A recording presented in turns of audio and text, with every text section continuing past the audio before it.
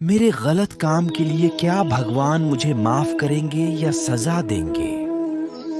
जब हम कुछ गलत करते हैं तो क्या भगवान हमें दंड देते हैं?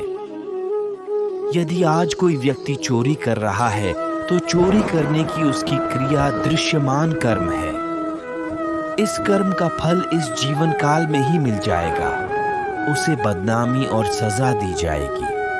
लेकिन यह भगवान नहीं है जो उसे सजा देते हैं। भगवान कभी किसी को कोई सजा नहीं देते, न ही वह किसी को इनाम देते हैं। हमें जो दंड या पुरस्कार मिलता है वह सब हमारे अपने कर्मों का परिणाम होता है, और यह परिणाम हमें कुदरत देती है। इस जगत का न्याय निश्चेतन चेतन मैकेनिकल GAEH है। कुदरत का न्याय ऐसा है कि हमने जो भी कर्म बांधे हैं उन सभी ले परिणाम त्वरित ऑटोमेटिक ही आ जाता है। यदि हमने बुरे कर्म बांधे हो तो दुख भुगतना होगा, और यदि हमने अच्छे कर्म बांधे हो तो हमें सुख प्राप्त होगा। इस तरह कुदरत का न्याय जगत को नियंत्रित करता है। एक क्षण मात्र के लिए भी यह जगत नियम के बाहर गया नहीं। भगवान के लिए सही या गलत, अच्छा या बुरा जैसी कोई चीज नहीं है, क्योंकि भगवान किसी भी चीज में किसी भी हस्तक्षेप नहीं करते हैं। हालांकि भगवान को सर्वसत्ताधीश मानना जो हमें दंड देते हैं जब हम दोषी होते हैं, ऐसे में हम भगवान के प्रति डर से जी रहे हैं। भगवान से डरने के बजाय हमें हमारी गलतियों से डरना चाहिए, जिसकी वजह से हमें दुख और सजा भुगतनी पड़ती है।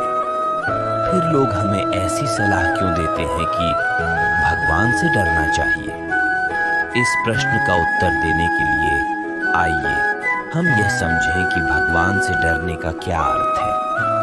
भगवान से डरने का अर्थ क्या है? भगवान से डरने का अर्थ यह है उनके प्रति हमारे मन में उत्कृष्ट विनय भाव है, जो अच्छे के लिए है, क्योंकि यह सभी उनकी बातों को मानने और उनके दिखाए मार्ग पर ईमानदारी से चलने के लिए प्रतिबद्धता लाता है।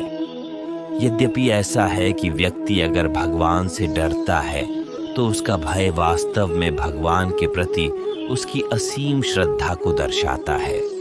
यह दर्शाता है कि उनकी इच्छा भगवान की इच्छा के अनुसार जीवन जीने की है, न कि उनके स्वयं की सोच और समझ के अनुसार।